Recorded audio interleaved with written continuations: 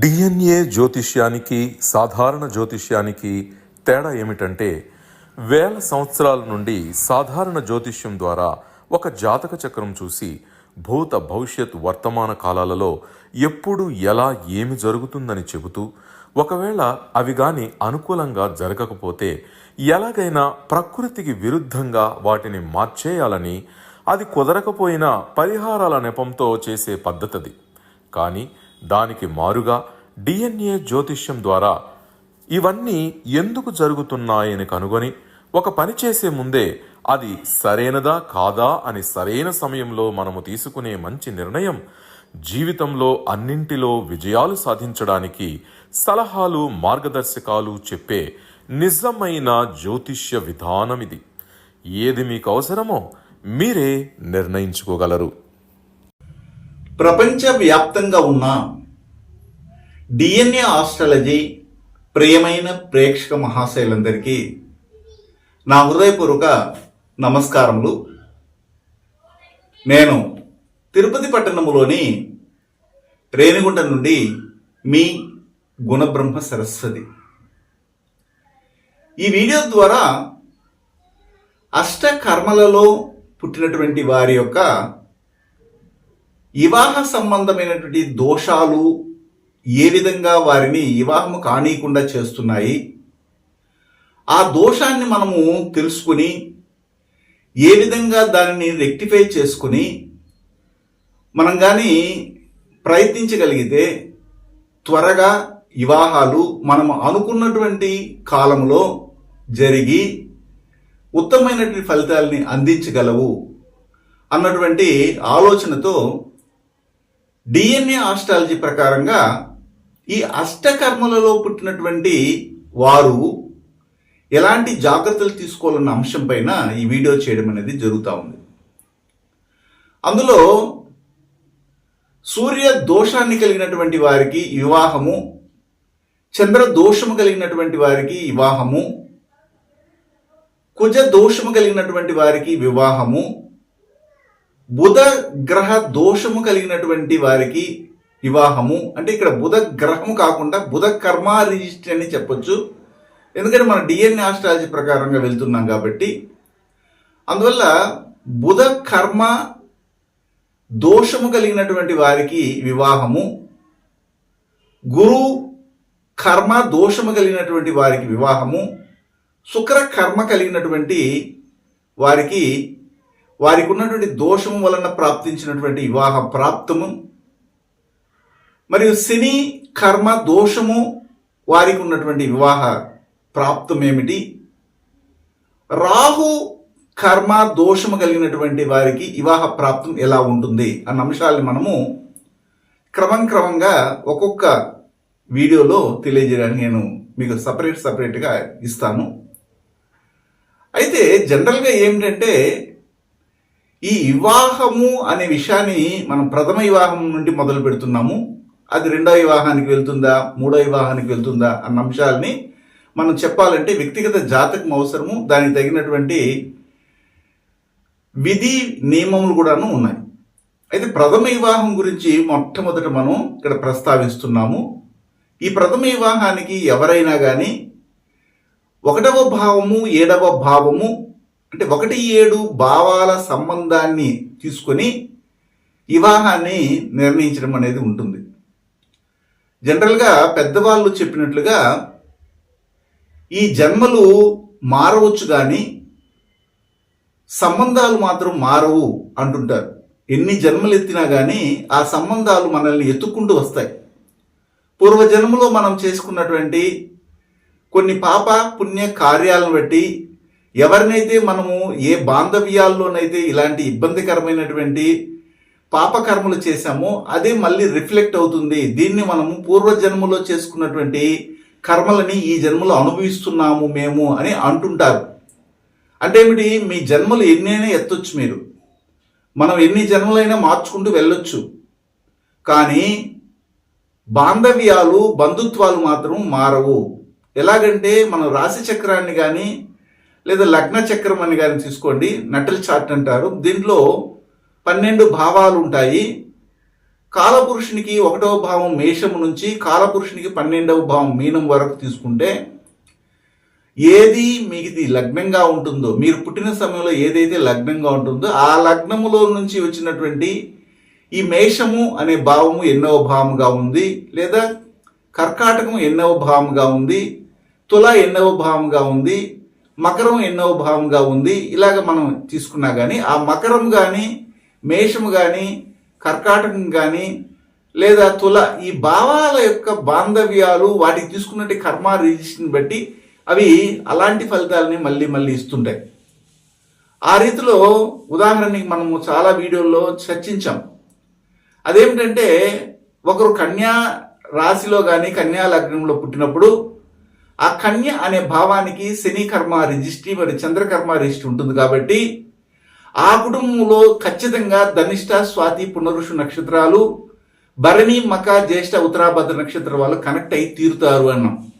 ఒకవేళ మీనరాశిలోనో మీన లగ్నంలోనో ఒకరు పుట్టినప్పుడు కంపల్సరిగా ఆ భావం సూర్యకర్మ రిజిస్ట్రీని రేడియేట్ చేస్తుంది కాబట్టి అశ్విని ఆశ్లేష అనురాధ పూర్వభద్ర నక్షత్రాల్లో కనెక్ట్ అవ్వడమే కాకుండా అదే కుటుంబంలో వైద్యులు ఉండడము, అడ్మినిస్ట్రేషను, పొలిటీషియన్గా ఉండడం కానీ తండ్రి వృత్తిని చేస్తున్నటువంటి వాళ్ళు ఉంటారు అని మనం చెప్పుకుంటున్నాం. ఒకవేళ ఒకరిది కుంభరాశి కుంభలగ్నం అయినప్పుడు ఖచ్చితంగా కృత్తిక పుబ్బ మూల రేవతి నక్షత్రాలు కనెక్ట్ అవుతాయి, ఆ కుటుంబంలో ఉంటాయి. వివాహ సమస్యలు వస్తాయి, వివాహం లేట్ అవుతుంది, వివాహం చేసుకోని వాళ్ళు ఉంటారు. రెవెన్యూ డిపార్ట్మెంట్ కానీ military, army, police department, civil engineering, mechanical engineering, అలాగే వివాహం చేసుకున్నా కానీ వారు త్వరగా వితంతులు అవుతారు అని ఆ కర్మారీష్ని బట్టి చెప్పాం. అంటే ఆ కుంభం యొక్క తత్వం అనేది మీ లగ్నం ఏదైనా కానీ ఆ లగ్నం నుంచి ఎన్నో భావముగా వచ్చినా ఆ భావ బంధుత్వ కారకత్వాలని వదలదు. కర్మ never forget address wear ever hide అన్నట్టుగా అది మనల్ని ఎత్తుక్కుంటే వస్తుంది ఆ భావం యొక్క కర్మ రిజిస్టర్ అనేది మనం మాట్లాడినాం. అయితే ఈరోజు మొట్టమొదట ఒక్కొక్క కార్మిక రిజిస్ట్రీలో పుట్టినటువంటి వారు దాదాపు 800 కోట్ల జనాభా ఉన్నటువంటి మన ప్రపంచంలో ఎవరైనా కానీ అష్టకర్మల్లోనే పుట్టాలి. అలాంటి సందర్భంలో మనం తీసుకునే ఒక్కొక్క కర్మ రిజిస్ట్రీలో పుట్టినటువంటి నక్షత్రాల యొక్క డిఎన్ఏ జెనెటిక్ కనెక్టివిటీని బేస్ చేసుకుని వీరు వివాహానికి వెళితే వీరికి వస్తున్నటువంటి రాబోయే భాగస్వామి ఇలాగే మీకు ఆప్షన్ ఇస్తారు, అదే మీకు బౌండరీ, అదే మీకు ఆపర్చునిటీ, దాన్ని యూజ్ చేసుకోండి, అలా యూజ్ చేసుకోవడం వల్ల మీరు మంచి వివాహ జీవితాన్ని పొందగలుగుతారు అనేదాన్ని మనం కూడా ఒక్కొక్కటిగా చర్చించబోతున్నాం.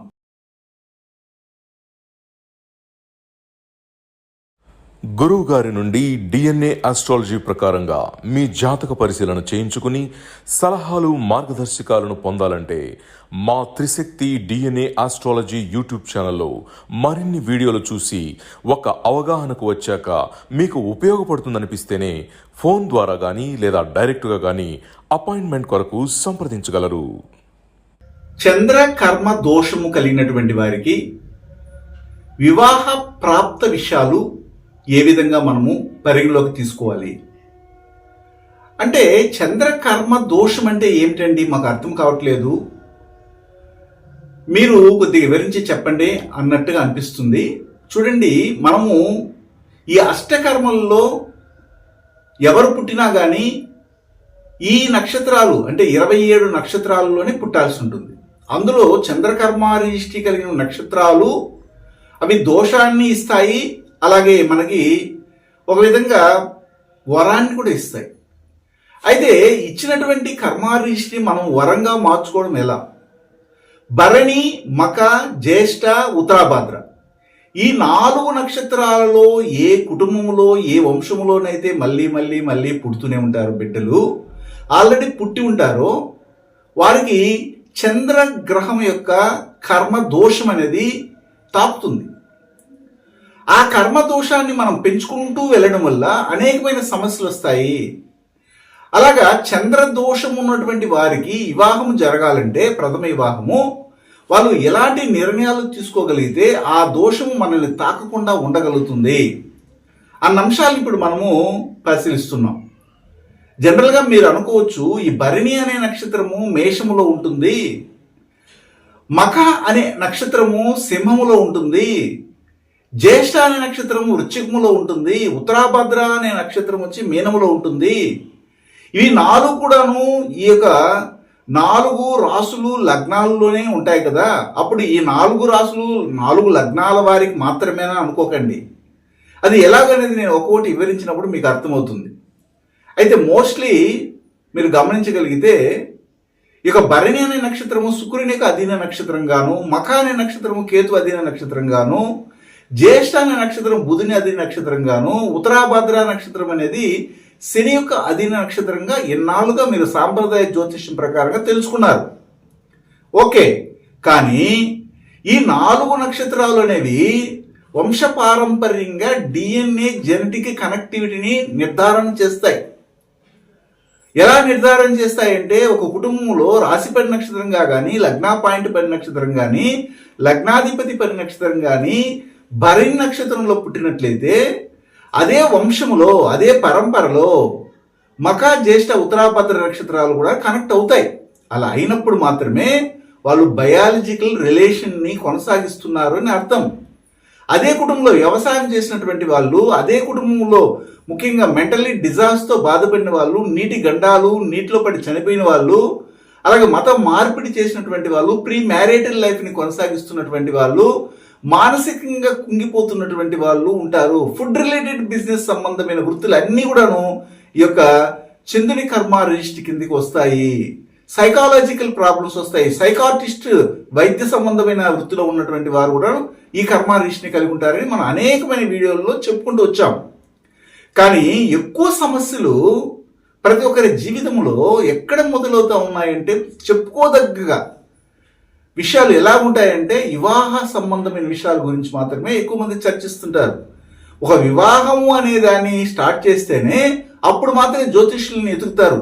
ఎక్కడికి వెళితే మనకి దీనికి సరైన న్యాయం కలుగుతుంది, లేదా వివాహం అయిన తర్వాత అక్కడ చెడిపోతే ఆ వివాహ వ్యవస్థ చెడిపోవడము, బ్రేకప్ అవడము, వివాహ రద్దు వరకు వెళ్ళడము, లేదా ఒకరికొకరి పొరపచ్చుల నుంచి విడిపోవడం ఇలాంటి జరిగినప్పుడు కూడాను వివాహం చేశామండి కానీ మా వాళ్ళు సరిగా లేదండి, నా బిడ్డ సరిగా లేదండి, నాకు వచ్చినటువంటి కోడలు సరిగా లేదు, ఇలాగే చెప్పుకుంటుంటారు. ఎక్కువగా జ్యోతిష్యునికి పని ఎప్పుడు ఉంటుందంటే వివాహ విషయాల గురించి చెప్పేటప్పుడు మాత్రమే పని ఉంటుంది. మిగిలిన విషయాలు పెద్దగా పట్టించుకోవడం లేదు ప్రజలు. అందుకని మన వీడియోలో కూడా ఎక్కువ వివాహం గురించి నేను చెప్తుంటాను. మరికొన్ని విషయాలు చెప్పేటప్పుడు కెరీర్ని డిజైన్ చేసేటప్పుడు కరెక్ట్గా పెక్యులర్గా డిజైన్ చేసిస్తుంటాను. ఇవి రెండు కరెక్ట్గా ఉంటే అన్నీ ముందుకెళ్తే హ్యాపీగా జరిగిపోతాయి. సరే, ఇప్పుడు ఈ భరణి నక్షత్రంలో పుట్టినటువంటి వారు ఎట్టి పరిస్థితుల్లో కూడా శ్రవణ నక్షత్రం వారితో వివాహం చేసుకోకండి. జ్యేష్ఠ నక్షత్రంలో పుట్టినటువంటి వాళ్ళు రోహిణి నక్షత్రంలో వారిని పెళ్లి చేసుకోకండి అని మనం మొట్టమొదటి రెస్ట్రిక్షన్ ఇస్తాం. కానీ వీళ్ళు వెళ్ళి పడేది ఎక్కడంటే వారి యొక్క ఒళ్ళోనే పడతారు, వాళ్ళ యొక్క ఊబిలోనే పడతారు. అక్కడే పోయి వీళ్ళు కనెక్ట్ అయిపోతారు. లాస్ట్కి బయటికి రాలేని పరిస్థితిలో సతమతం అవుతుంటారు. ఇది మనం గమనిస్తుంటాం. అయిపోయిన తర్వాత మనం ఏం చేయలేం. ముందుగానే మనం ఇచ్చే prevention is better than cure అన్నట్టుగా జాగ్రత్తలు, ప్రికాషన్స్ ఎవరైతే గమనించి ఫాలో అవుతారో వారికి ఈ డిఎన్ఏ ఆస్ట్రాలజీ చాలా చక్కగా ప్రయోజకత్వాన్ని కలిగిస్తుందండి. There is no doubt. చాలా అంత అనుకూలంగా ఉంటుందని చెప్తాను నేనైతే. అయితే ఎలా? ఇప్పుడు మేము భరణిలో పుట్టామండి, మరి మకాలో పుట్టామండి, జ్యేష్ఠలో పుట్టామండి, ఉత్తరాభద్రలో పుట్టామండి, మాకు ఈ చంద్రగ్రహ దోషం, మాకు ఈ చంద్ర దోషము వెళ్ళిపోయి వివాహం సజావుగా జరిగి చక్కటి వివాహ జీవితం పొందాలంటే ఏం చేయాలని? ఈ చంద్రగ్రహ కర్మ దోషము కలిగినటువంటి వారు పెళ్లి కాకమునుపు ఇతర దేశాలకి వెళ్ళకూడదు. అలా వెళ్ళగలిగినప్పుడు వీరికి వివాహం అనేది లేట్ అవుతుంది. కొంతమంది వివాహమే జరగదు. వాళ్ళు అక్కడికి వెళ్ళిన తర్వాత ట్రాన్స్జెండర్స్గా కూడా మారిపోతున్నారు. కొంతమంది మగవాళ్ళని ఆడవాళ్ళని పెళ్లి చేసుకునేటట్టు కూడా తయారవుతున్నారు. ఇది ఒక పెద్ద సమస్య.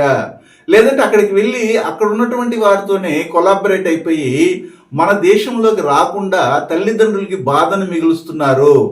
వాళ్ళు అంటూ మా అమ్మాయి వెళ్ళిందండి, మా అబ్బాయి వెళ్ళారండి, మంచి జీతం అండి, సంవత్సరానికి నెలకే 2.5 లక్ష, సంవత్సరానికి చెప్పాలని అవసరం లేదండి, 30 లక్షల పైన సంపాదించేస్తున్నారండి. మరి రా పెళ్లి చేసుకో, రామ్మ పెళ్లి చేసుకోమంటే ఇప్పుడు అవసరం లేదులే, ఇప్పుడేం మించిపోయింది అంటున్నారండి. మాకేమంటే ఇక్కడ వృద్ధాప్యం దగ్గర పడతా ఉందండి, మేము అన్ని చూసుకోలేకపోతున్నామని బాధపడే వాళ్ళు ఎవరై ఉంటారంటే వాళ్ళ బిడ్డల జాతకాలు ముందర పెట్టుకొని చూడండి. రాశిపడి నక్షత్రం కానీ, లగ్న పాయింట్ పడి నక్షత్రం, లగ్నాధిపతి పడి నక్షత్రం కానీ ఖచ్చితంగా 100కు 1000% ఈ భరణి, మఖ, జ్యేష్ఠ, ఉత్తరాభద్ర నక్షత్రాల్లో ఉన్నవారే ఉంటారు. దాంతోపాటు ఇన్ అడిషన్ మనం ఏం చేయాలంటే లగ్నములోంచి 7వ భావము, భావాధిపతి తీసుకున్నటువంటి నక్షత్రం కూడా ఒకవేళ భరణి, మఖ, జ్యేష్ఠ, ఉత్తరాభద్రలో ఉంటే ఇంకా చెప్పనలవి కానటువంటి వివాహ వ్యవస్థ నష్టము సంభవిస్తా ఉంది. సరే అండి, మేము వివాహం చేసుకున్నామండి, బాగానే ఉన్నామంటే అయితే భార్య ఇండియాలో ఉంటుంది, భర్త మాత్రం ఇతర దేశాల్లో వెళ్ళి సంపాదిస్తుంటారు. అప్పుడు వీళ్ళిద్దరూ కలవడానికి కుదరదు, కొన్ని రోజుల తర్వాత విడిపోతారు, అంటే బ్రేకప్ అయిపోతుంది. అప్పుడు ఏం చేయాలి? ఈ భరణి, మఖ, జ్యేష్ఠ, ఉత్తరాభద్ర నక్షత్రాల్లో ఇంతకుముందు చెప్పినట్టు 2 రకాలుగా రాశిపడి నక్షత్రం, లగ్న పాయింట్ పడి నక్షత్రం, లగ్నాధిపతి పడి నక్షత్రంగా ఉన్నా లేదా 7వ భావాధిపతి తీసుకున్న నక్షత్రంగా ఉన్నా కానీ పెళ్లి చేస్తే ఇద్దరిని ఇతర దేశాలకు పంపించాలి, వస్తే ఇద్దరు ఇతర దేశాల నుండి ఇక్కడికి రావాలి, ఎక్కడున్నా వాళ్ళిద్దరుగానే ఉండాలి అని మనం చెప్తాం. ఇలాంటి అమూల్యమైనటువంటి విషయాల్ని ప్రతి వీడియోలో చెప్తుంటాం. దాన్ని ఆచరిస్తున్నటువంటి వారు నిజంగా పుణ్యాత్ములే, ధన్యులే, ఇంకా దానికి తిరుగులేదు. మేము అది పాటించమండి, మాకు అవసరం లేదండి అని అనుకుంటే వాళ్ళ కర్మ వాళ్ళు అనుభవిస్తారు, మనకెందుకు అవసరం లేదు. అయితే ఇప్పుడు మనం చర్చించే అంశం ఏమిటంటే ఈ భరణి, మఖ, జ్యేష్ఠ, ఉత్తరాభద్ర నక్షత్రాలు చంద్రుని దోషాన్ని కలిగినగా ఉన్నాయి. ఆ దోషంతోనే మీరు పుట్టారు. పూర్వజన్మలో ఆ చంద్రుడికి సంబంధమైనటువంటి అమ్మ విషయంలో కానీ, అత్త విషయంలో కానీ, పుట్టి విషయంలో కానీ, మనసుకు సంబంధమైన విషయాల్లో ఏదో ఒక పొరపాటును మీరు చేయడం వల్లనే ఈ జన్మలో ఈ యొక్క పుట్టకలో ఈ యొక్క నక్షత్రాల్లో పుట్టారనేది మనం నిర్ధారణ చేస్తాం. చాలా వీడియోలు పెట్టున్నాం దీని మీద, దాదాపు 3000 వీడియోలు ఉన్నాయి. మరి 3 ఛానల్స్ ఉంటే 3000 వీడియోలు ఉన్నాయి, మీరు చూడొచ్చు. ఎప్పుడైనా మీరు నిద్ర రాకపోయినా కానీ పక్కన పెట్టుకొని చూస్తూ నిద్రపోవచ్చు. అంత హ్యాపీగా మన యొక్క ఏమంటారు దీన్ని, ఆ యొక్క సబ్జెక్ట్ అనేది పోతూ ఉంటుంది. ఓకే, అయితే ఇప్పుడు మనం ఏం చెప్తామంటే ఈ భరణి నక్షత్రంలో కానీ, మఖ నక్షత్రం, ఈ 2 నక్షత్రాలు తీసుకుందాం. ఈ 2 నక్షత్రాల్లో ప్రపంచంలో ఎన్నో వేల మంది, కోట్ల మంది పుట్టుంటారు. రాశిపడి నక్షత్రం కానీ, లగ్న పాయింట్ పడి నక్షత్రంగా ఉంటుంది. వారు అమ్మాయి కావచ్చు లేదా అబ్బాయి కావచ్చు. అయితే వీరికి ఈ దోషం తొలగిపోయే విధంగా వివాహం జరిగి ఆ వివాహం ద్వారా వీళ్ళు మేలును పొందగలిగేటట్టుగా ఉండాలంటే ప్రకృతి మనకు ఏమి అందిస్తుంది, మంచి చేయాలని ప్రయత్నం చేస్తుంది. ఆ మంచిని మనము ఎందుకు అందుకోవడం లేదు? నేను చెప్పే విధంగా కానీ మీరు అందుకోగలిగితే ఆ చంద్ర దోషము కలిగినట్టు వివాహ ప్రాప్తం అనేది మనకు పాజిటివ్గా ఎలా మారుతుంది అనేది నేను చెప్తాను. అందులో ఒకటి, భరణి నక్షత్రంలో పుట్టినటువంటి వేల కోట్ల మంది ఉన్నా కానీ శ్రవణ నక్షత్రంలో ఉన్న వారిని వివాహం చేసుకోవద్దండి. శ్రవణ నక్షత్రంలో పుట్టిన వాళ్ళు భరణి నక్షత్రం వారితో వివాహానికి వెళ్ళకండి. అది మా యొక్క వినయ విధేయతలతో తెలియజేసే ఒక సలహా.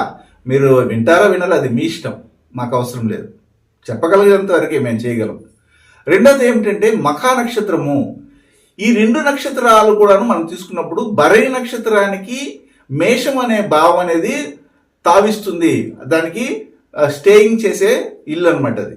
అక్కడ నుంచి భరణి నక్షత్రంలో 180 డిగ్రీలో మనం చూసినట్లయితే అక్కడ భరణి నక్షత్రం 1, 2 పాదాలు, స్వాతి నక్షత్రం 3, 4 పాదాలని కనెక్ట్ చేస్తే, అదేవిధంగా భరణి నక్షత్రము 3, 4 పాదాలు, విశాఖ నక్షత్రం 1, 2 పాదాలని తులాలో ఉన్నటువంటి భావంతో కనెక్ట్ చేస్తాయి.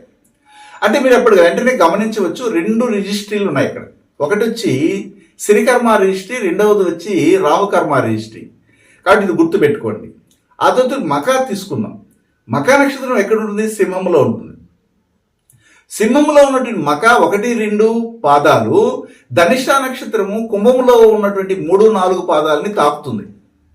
అదేవిధంగా మఖ నక్షత్రము సింహములో ఉండి 3, 4 పాదాలు ఇక్కడ శతభిష నక్షత్రము 1, 2 పాదాలను తాకుతుంది. మళ్ళీ గమనించండి, ధనిష్ట అనేది శని కర్మారీషిని కలిగి ఉంటుంది, శతభిషం అనేది రాహు కర్మారీషిని కలిగి ఉంటుంది. ఇంతకుముందు నేను చెప్పినట్లుగా భరణి నక్షత్రానికి 180 డిగ్రీల్లో తులలో ఉన్నటువంటి స్వాతిని మరి విశాఖని కనెక్ట్ చేయడం వల్ల అక్కడ శనికర్మ మరియు రాహుకర్మ వస్తే మఖ నక్షత్రం సింహములో నుండి తనకు 180 డిగ్రీలో ఉన్నటువంటి ధనిష్ట మరియు శతభిషాన్ని కనెక్ట్ చేయడం వల్ల శనికర్మ రాహుకర్మ వచ్చింది.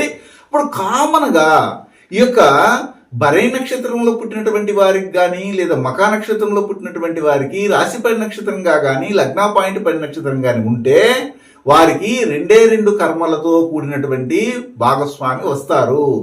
ఇది కన్ఫామ్. ఎత్తుకుంటూ వస్తారు. మీకు వచ్చే అలయన్స్ అని ఇలా ఉంటాయి, కానీ మీకు కరెక్ట్గా తెలియదే. ఏది సెలెక్ట్ చేస్తే నా జీవితం బాగుంటుందని చెప్పేవాళ్ళు లేరే. తారాబలం కుదిరిందండి, చేసుకోండి. వశ్య పొంతనాలు ఉంది, లేదా రజ్జు పొంతనం ఉంది, నాటి పొంతనం ఉంది, మహేంద్ర కూటమి ఉంది, దీర్ఘ పొంతనాలు ఉన్న చేసుకోమంటున్నారే. 36 పాయింట్లకి 35 పాయింట్లు వచ్చినాయండి చేసుకోమని.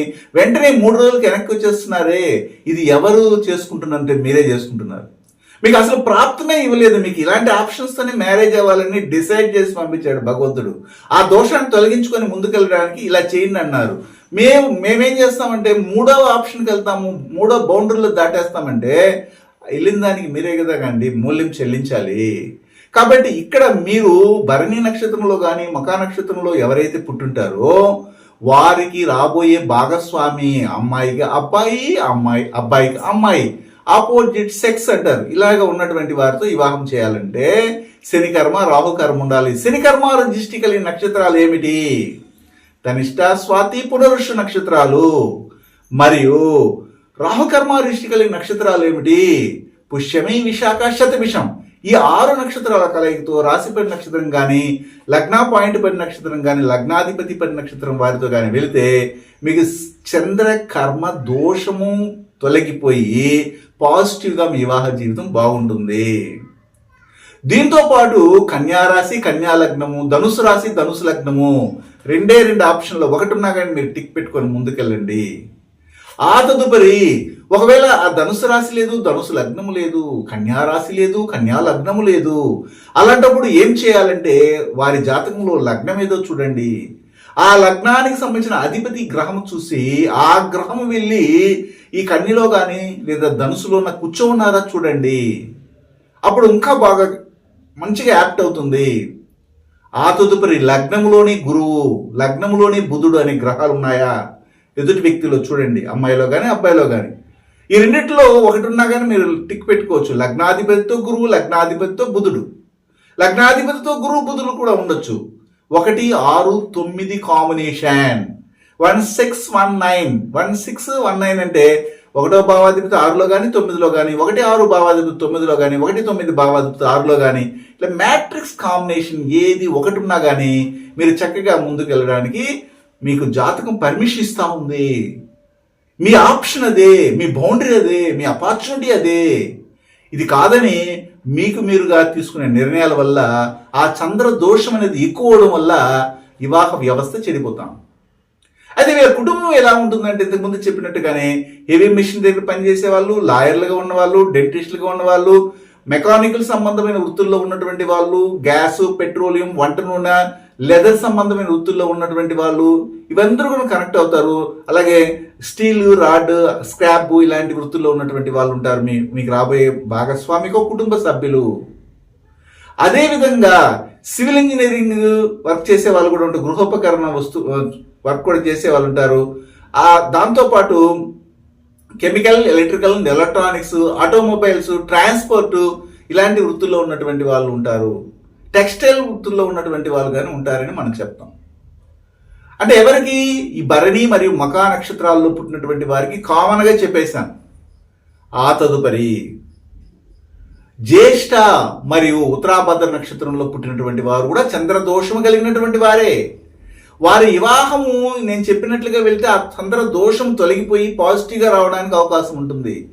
మేము ఇలాగే పోతామండి, మమ్మల్ని ఎవరు అదుపు ఆజ్ఞలో పెట్టేవారు లేరంటే మీరు వేరే వారి బౌండరీలోకి వెళ్తారు. ఆ బౌండరీ వాళ్ళు మిమ్మల్ని అదుపులో తీసుకుంటారు. అంతే కదా.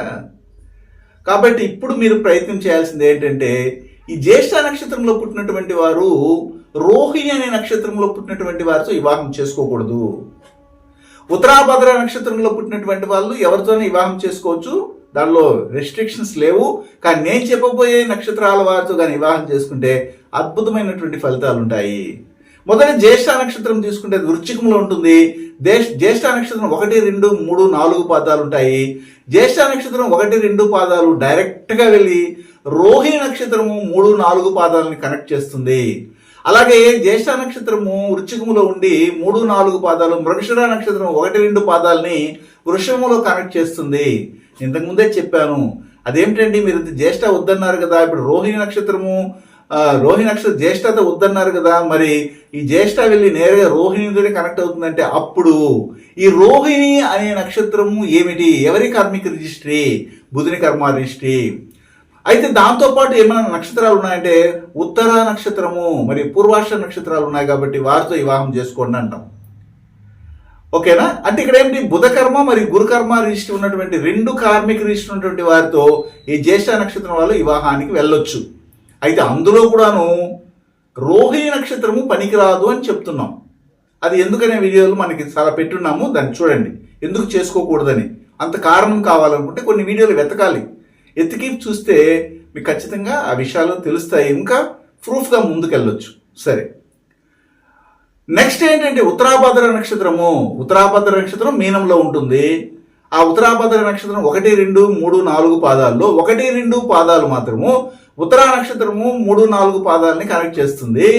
అదేవిధంగా ఉత్తరాభద్ర నక్షత్రము 3, 4 పాదాలు హస్త నక్షత్రము 1, 2 పాదాలని కన్నిలో ఉన్నటువంటి ఆ హస్తని కనెక్ట్ చేస్తుంది. అక్కడ కూడాను బుధకర్మ మరియు గురుకర్మ వచ్చింది. అంటే బుధకర్మ రిషి కలిగినటువంటి నక్షత్రాలు 3 ఉంటాయండి. అదేమిటంటే రోహిణి, ఉత్తర, పూర్వాషాఢ. నేను జ్యేష్ఠకైతే రోహిణి వద్దని చెప్పాను, కానీ ఉత్తరాభద్ర నక్షత్రంలో పుట్టినటువంటి వాళ్ళు రోహిణి నక్షత్రంలో ఉన్న వారిని వివాహం చేసుకోవచ్చు. అదేవిధంగా హస్త, మృగశిర, ఉత్తరాషాఢ నక్షత్రాలు ఈ 3 కూడా ఏమిటంటే గురుకర్మ రిజిస్టర్ కలిగిన నక్షత్రాలు. అంటే మొత్తం మీద ఈ జ్యేష్ఠ నక్షత్రానికి కానీ అలాగే ఉత్తరాభద్ర నక్షత్రానికి చంద్రుని కర్మ దోషం ఉన్నప్పటికీ వారు 2 గ్రహ కర్మ రిజిస్టర్ ఉన్నటువంటి నక్షత్రాల వారితో వివాహం చేసుకోవచ్చు. అదేమిటంటే బుధకర్మ మరియు గురుకర్మ. అయితే రాశిపడి నక్షత్రం కానీ లగ్నాపడి నక్షత్రం కానీ లగ్నాధిపతి పడి నక్షత్రం కానీ ఈ 6 నక్షత్రాలలో కనీసం 5 నక్షత్రాల్లో ఉన్నటువంటి వారిని చేసుకోవచ్చు. ఎందుకంటే ఈ జ్యేష్ఠ నక్షత్రం రోహిణికి పనికి రాదు కాబట్టి ఆ ఒక నక్షత్రం కూడా పక్క తీసేశాను. కానీ ఉత్తరాభద్ర నక్షత్రానికి రోహిణి నక్షత్రం చాలా బాగా యాప్ట్ అవుతుంది, అలా కూడా చేసుకోవచ్చు. అయితే ఏ రాశి ఏ లగ్నం వారితో వీరు వెళ్ళాలి అంటే మేషరాశి మేష లగ్నం, వృషభ రాశి వృషభ లగ్నం, సింహరాశి సింహ లగ్నము మరియు కర్కాటక రాశి కర్కాటక లగ్నం. ఈ 4 రాశుల లగ్నాల వారితో వివాహానికి వెళ్ళొచ్చు. లేదా లగ్నాధిపతి వెళ్ళి మేషంలో కానీ వృషభంలో కానీ సింహంలో కానీ కర్కాటకంలో ఉన్నారో చూడండి, అలా టిక్ పెట్టుకోవచ్చు. లగ్నములోనే సూర్యుడు, చంద్రుడు, కుజుడు ఈ 3 గ్రహాల్లో ఏ ఒక్క గ్రహం ఉన్నా ముందుకు వెళ్ళొచ్చు చేసుకోవడానికి. వివాహము హ్యాపీయెస్ట్ లైఫ్ ఉంటుంది. ఒకవేళ లేదనుకుంటే సూర్యుడు, చంద్రుడు, కుజుడు లగ్నంలో లేదా అపోనెంట్ జాతకంలో ఉన్నప్పుడు ఆ లగ్నాధిపతి ఎవరైతే ఉంటారో ఆ లగ్నాధిపతి వెళ్ళి సూర్యుడితో కానీ చంద్రుడితో కుజునితో ఎక్కడైనా కూర్చోన్నారా లేదా దృష్టిని కలిగి ఉన్నారా, సంబంధం ఉందా అని చూసి కూడా వివాహానికి వెళ్ళొచ్చు, బాగుంటుంది. అదే సమయంలో 1, 2, 4, 5 కాంబినేషన్ ఉందా చూడాలి. 1, 2, 1, 4, 1, 5, 1, 2 భావాధిపతులు 4లో కానీ 5లో కానీ 5, 4 భావాధిపతులు 1లో కానీ 2లో కానీ ఉన్నట్లయినా కానీ వివాహానికి వెళ్ళాలి. చాలా బేషక్గా ఉంటుంది. వీళ్ళ కుటుంబం ఎలా ఉంటుందంటే కంపల్సరీగా టీచింగ్ ఫీల్డ్ ఉంటుంది. అలాగే బ్యాంక్లో పనిచేసే వాళ్ళు, ఫినాన్స్ డిపార్ట్మెంట్లో ఉన్నటువంటి వాళ్ళు, చార్టెడ్ అకౌంట్స్గా ఉన్నటువంటి వాళ్ళు, దాంతోపాటు బంగారం వ్యాపారం, వడ్డీ వ్యాపారం చేస్తున్నటువంటి వాళ్ళు, కన్సల్టెన్సీ రన్ చేస్తున్నటువంటి వాళ్ళు ఉంటారు.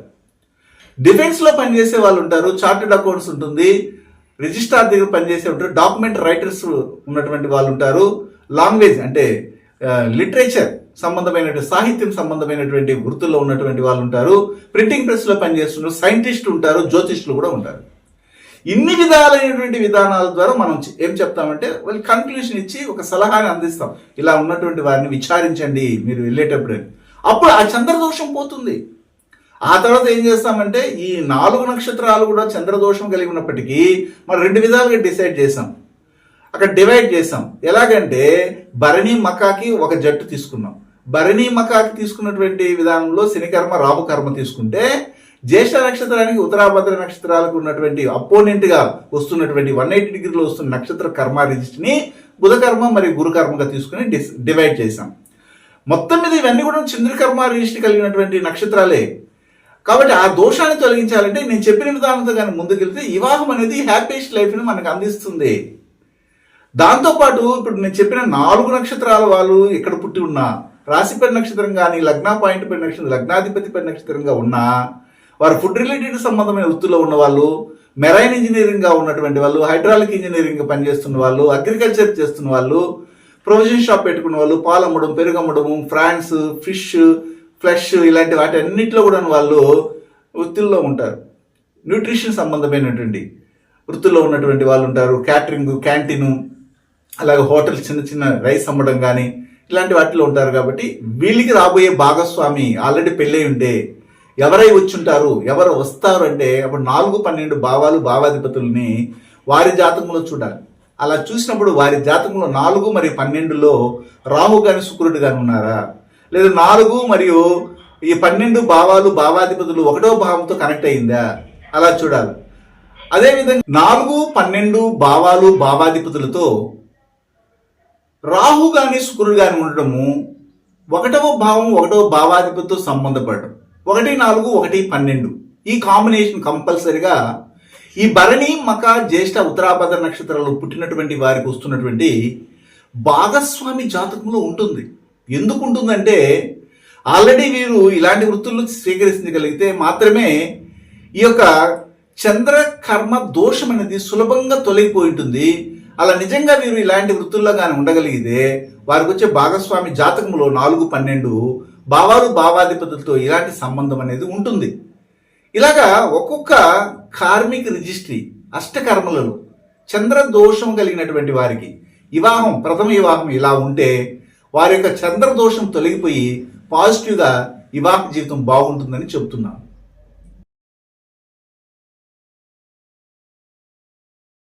డిఎన్ఏ జ్యోతిష్యం నేర్చుకోవడానికి ఆసక్తి ఉన్న వారందరికీ గురువుగారి తరపున స్వాగతం.